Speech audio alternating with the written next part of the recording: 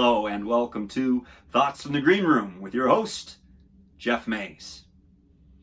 There are many different approaches, styles, and techniques for an actor to find their way into a character and effectively produce that final performance that gets them rave reviews. Now, for every approach that's going to get an actor to that position, that final big review, that important performance, I believe there are traps that actors can fall into and to con themselves into believing they're actually doing the work when they're really taking themselves further away from it. Let's take a listen and see how this all comes together. So, as an actor, I get an audition, my agent sends me a script.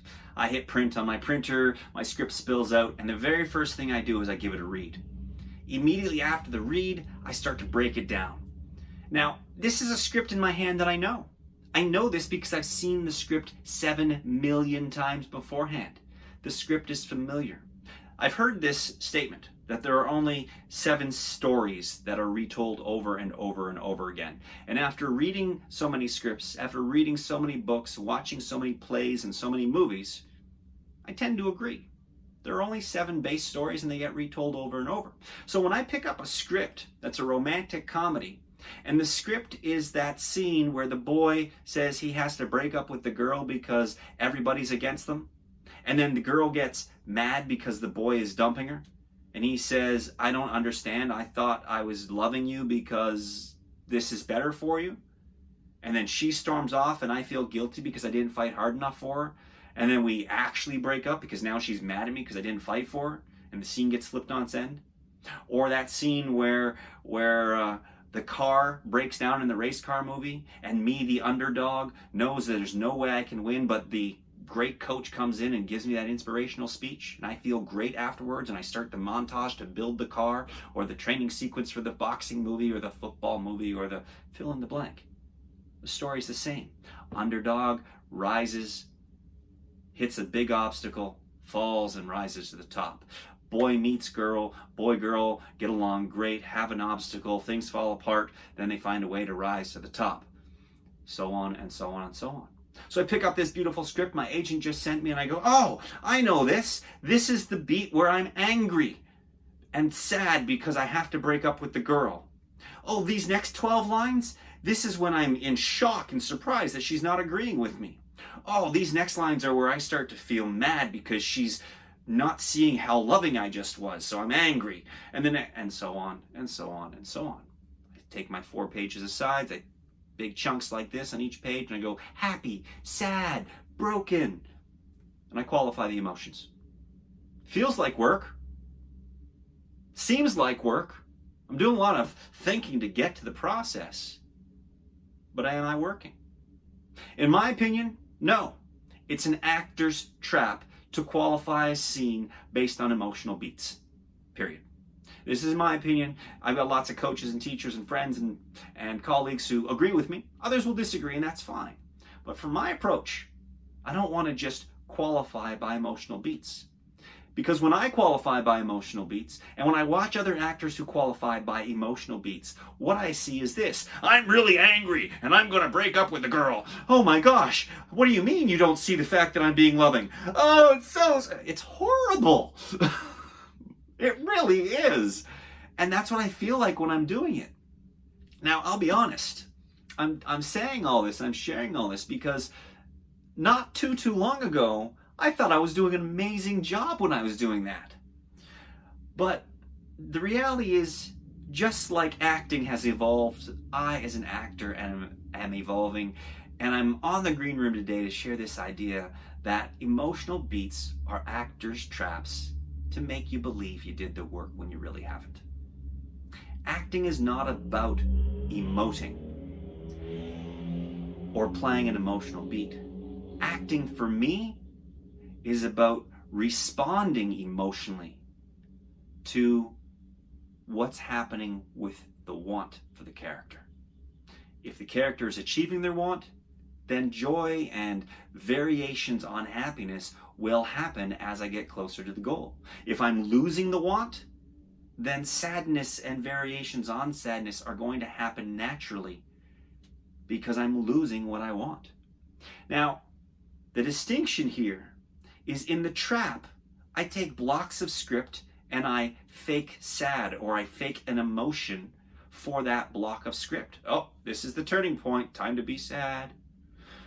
Puppy dog eyes, so face. Oh, this is the turning point. I'm starting to win. It's time to be happy. There's no life there, at least not for me as an actor. There's no real growth. I believe that acting at a greater depth is the process whereby I, as the artist, invest through character to work at achieving something. And when that goal, that want, is achieved or not achieved, because I'm invested in it and I truly believe in that desire through character, then I will respond genuinely to the loss or gain of that want. This genuine response is a moment-to-moment thing. And that moment-to-moment is what makes acting, in my opinion, believable. It's also, in my opinion, what takes acting to the level at which acting is today. Now, I say it that way because years and years and years and years ago, when acting was fledgling and people were just starting together in a very formalized system of acting and touring and performance that way, there were masks of acting, I'll call them. Set patterns and physical motions physical positions to express certain emotions. Coming on stage as the actor and doing something like this meant the actor is sad or in shock. I don't know them all, obviously, but I remember studying them. And at one time, acting was playing the emotion. That has evolved over the years. And things have changed. When we take a look at the stage being a strong media today, but film being so ever prevalent, what we use on a stage is different from the way that we drive ourselves forward on a film. And at the base, yes, acting is all the same, but there's evolution that's happened since the days of woe is me, I am hurt and sad. That's changed.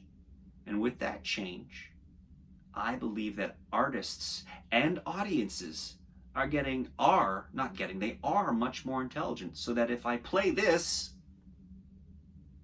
they're not going to believe it. And it's not going to provide for an audience what is an important element for the audience: the cathartic experience.